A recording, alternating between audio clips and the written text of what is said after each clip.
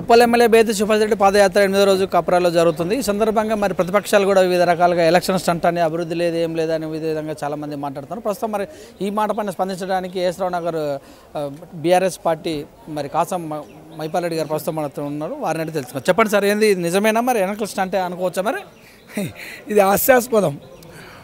ఒక ప్రజానాయకుడు, ఒక ప్రజల్లో ఉండే నాయకుడు బేతి సుభాష్ రెడ్డి గారు 2008లో టీఆర్ఎస్ పార్టీ ఒక నియోజకవర్గ ఇన్ఛార్జ్ అని కేటాయిస్తే ఆ రోజు నుంచి ఈ రోజు వరకు ప్రజల్లో ఉండే వ్యక్తి సుభాష్ రెడ్డి గారు. అలాంటి సుభాష్ రెడ్డి గారి మీద ఇలా రాగిడి లక్ష్మారెడ్డి మాట్లాడడం చాలా హాస్యాస్పదం.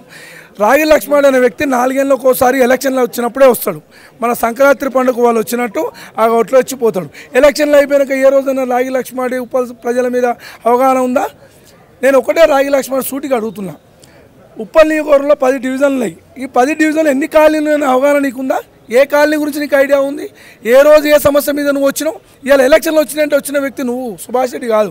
ఇలా సుభాష్ రెడ్డి అనే వ్యక్తి గ్రేటర్ హైదరాబాద్ ఉన్నటువంటి ఎమ్మెల్యేలు అంతా ఎక్కడ ఎమ్మెల్యే క్వార్టర్స్ ఉన్నా కానీ మా ఎమ్మెల్యే గారు నియోజకవర్గంలో ఉన్నాడు. నియోజకవర్గ హెడ్ క్వార్టర్ ఉండి ప్రజలను రోజు కలుసుకుంటా, ప్రజలలో మమేకమై ప్రజల యొక్క బాధలు తెలుసుకునే వ్యక్తి సుభాష్ రెడ్డి. అలాంటి సుభాష్ రెడ్డిని పట్టుకొని నువ్వు మాట్లాడడం చాలా హాస్యాస్పదం. నీకు నైతిక హక్కు లేదు. ఎమ్మెల్యే గారి మీద మాట్లాడడం, ఎలక్షన్ల కోసమే పాదయాత్ర చేస్తుందని చెప్పి నువ్వు మాట్లాడడం చాలా హాస్యాస్పదం. ఇది నైతిక హక్కు లేదు. ఖబర్దార్ రాగి లక్ష్మారెడ్డి. నీలాగా బస్తీ నిద్ర చేసి రాత్రి 12 గంటల రాత్రి లేచిపోలేదు మా సుభాష్ రెడ్డి. మా సుభాష్ రెడ్డి గారు కూడా బస్తీ నిద్ర చేసిండు. రాత్రి 9 గంటల నుంచి 12 గంటలకు ఒక దళితునింట్లో బస్తీ నిద్ర చేసిండు. దళితునింట్లో భోజనం చేసి తెలంగాణకున్నాడు. ఆ సమస్య వాళ్ళు ఇలా చెప్తారు. అయ్యా నువ్వు ఆ రోజు నిద్ర చేసేపట్టుకుని ఇలా మా ఇండ్లలో ఇలా మాకు ఇలా సీసీ రోడ్ అయింది, మాకు ఇలా మిషన్ భగీరథ ద్వారా నీళ్ళు వచ్చినాయని చెప్తుండ్రు.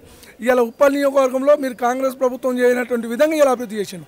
ఇలా స్కై బ్రిడ్జ్ తీసుకొచ్చిండు, శిల్పారామం తీసుకొచ్చిండు, ఎన్నో ఇలా బ్రిడ్జిలు చూడండి. కాప్రా ఎల్లారెడ్డి కూడా ఇలా బ్రిడ్జి కడుతున్నారు. నీ కాంగ్రెస్ 50 ఏళ్ళు పరిపాలించి ఒక్కడ బ్రిడ్జి గురించి ఆలోచించారా? ఇక్కడ దమ్మాయి కూడా అవుతుండే ఇలా బ్రిడ్జి కడుతుండ్రు. అట్లా ఎన్నో పనులు అభివృద్ధి చేస్తుండ్రు. సాయిరామ్ నగర్, సాయిబాబా నగర్లో గతంలో ఇంటి ముందట బిందెలు పట్టుకొని డ్రమ్ములతో నీళ్ళు నింపుకునే పరిస్థితి, ఎవరు పనులు లేకుండా. ఈరోజు తెలంగాణ గవర్నమెంట్ వచ్చిన తర్వాత కేసీఆర్ గారి నాయకత్వంలో, కేటీఆర్ గారి నాయకత్వంలో, మా సుభాష్ రెడ్డి గారి నాయకత్వంలో మిషన్ భగీరథ ద్వారా ఇంటింటికి నీళ్ళు అందిస్తున్నారు. ఇలా అదే ఇలా సాయిబాబా నగర్, సాయిరామ్ నగర్ మేము తిరుగుతుంటే దండం పెట్టి చెప్తున్నారు, అయ్యా ఎమ్మెల్యే గారు మీ ప్రభుత్వం వచ్చిన తర్వాత మాకు నీళ్ళు వస్తున్నాయి, లేకుంటే రోజు పనులు మానేసుకొని ట్యాంకర్ రకాల బిందెలు పట్టుకొని తిరిగిన పరిస్థితి అన్నారు. అలాంటి ఎమ్మెల్యేని పట్టుకొని నీ ఇష్టం వచ్చినట్టు మాట్లాడుతున్నాం.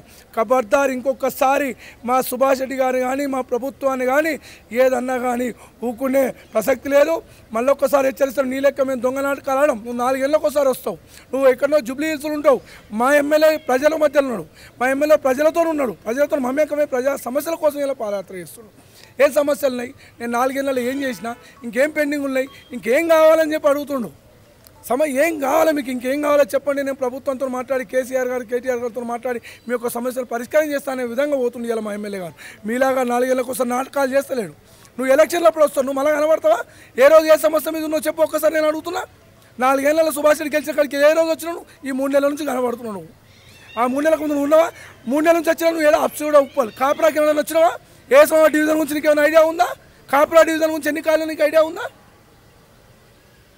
ఇది చాలా దుర్మార్గం. తీవ్రంగా ఖండిస్తున్నా. రాగి లక్ష్మారెడ్డి మాట తీవ్రంగా ఖండిస్తున్నా.